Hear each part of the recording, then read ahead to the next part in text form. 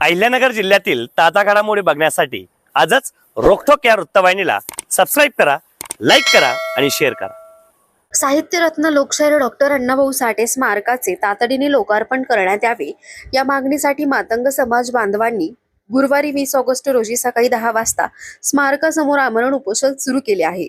फकीरा चंदनशिव, अर्जुन मरसाळे आणि अनिल पगारे हे आमरण उपोषणास बसले आहे। स्मारकाच्या लोकार्पणासाठी यापूर्वी 16 जुलै 2026 रोजी उपोषण करण्यात आले होते। त्यावेळी नगराध्यक्ष पराग संधान यांनी 20 ऑगस्ट 2026 रोजी लोकार्पण सोहळा आयोजित करण्यात येईल असे लेखी आश्वासन दिले होते। मात्र दिलेल्या आश्वासनानुसार अद्याप लोकार्पणाबाबत ठोस कार्यवाही झालेली नसल्याचा आंदोलनकर्त्यांनी केला आहे। आश्वासनाची अंमलबजावणी न झाल्याने मातंग समाज बांधवांमध्ये तीव्र नाराजी व्यक्त होत असून स्मारकाचे तातडीने लोकार्पण करण्याच्या मागणीसाठी पुन्हा आमरण उपोषण सुरू करण्यात आले आहे।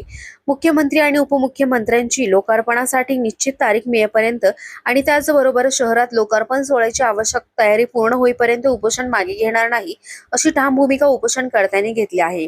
स्मारकाच्या लोकार्पणाबाबत प्रशासनाने तातडीने निर्णय घेऊन आंदोलनाची दखल घ्यावी अशी मागणी उपोषणकर्त्यांनी केली आहे। दरम्यान प्रशासन या आंदोलनाची कशी दखल घेते आणि पुढील काय निर्णय घेतला जातो याकडे मातंग समाज बांधवांचे लक्ष लागले आहे।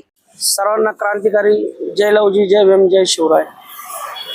उपोषणाला बसण्याचा मुद्दा असा की मागच्या महिन्यात 17/7 नगराध्यक्ष परागजी संधान साहेब यांनी आमचे उपोषण सोडले आणि आम्हाला लेखी पत्र दिलं की येत्या पुढच्या 20 तारखेला आपण मोठ्या थाटामाटात मंत्री आणून लोकार्पण सोहळा करू। तर मग मला तरी पण असं वाटतं की साहेब विसरले का काय माहिती, त्याच्यासाठी परत एकदा उपोषणाला बसावं लागतंय।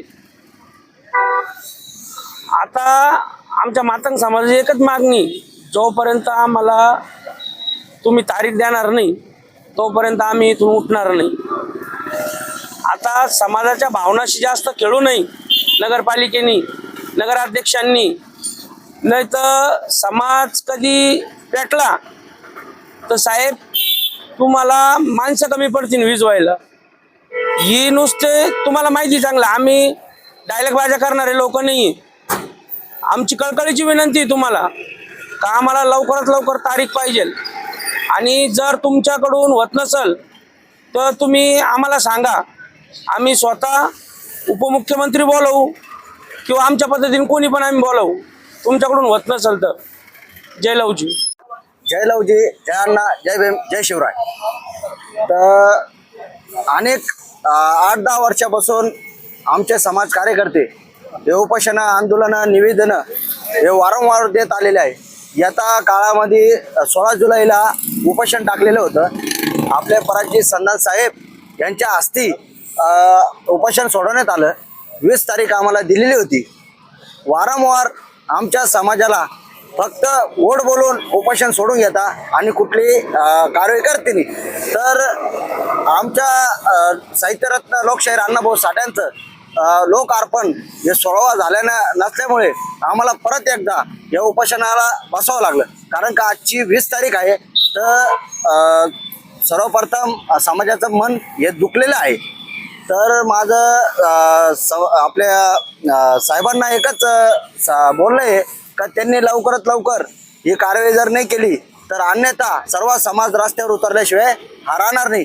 आम्हाला मुख्यमंत्री उपमुख्यमंत्री यांच्या हस्ती पण झालं, आम्हाला काही हरकत नाही। आणि ते आल्याशिवाय आणि कार्यक्रम झाल्याशिवाय आता हे उपोषण सुटणार नाही।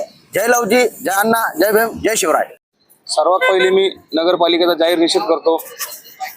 परागजी संधान साहेबांनी आम्हाला जो शब्द दिलेला होता त्या शब्दाचं पालन केलं नाही, त्यामुळं आम्हाला पुन्हा उपोषणाला बसावं लागलं। जय लवजी, जय लवजी। आज 20 तारखेला आज अनावरण सोहळ्याची तारीख दिली होती, पण सातत्याने आम्हाला नगरपालिकेत खोटे आश्वासन दिले आहे। त्याच्यामुळे आम्ही नगरपालिकेचा जाहीर निषेध करतो। जय लवजी।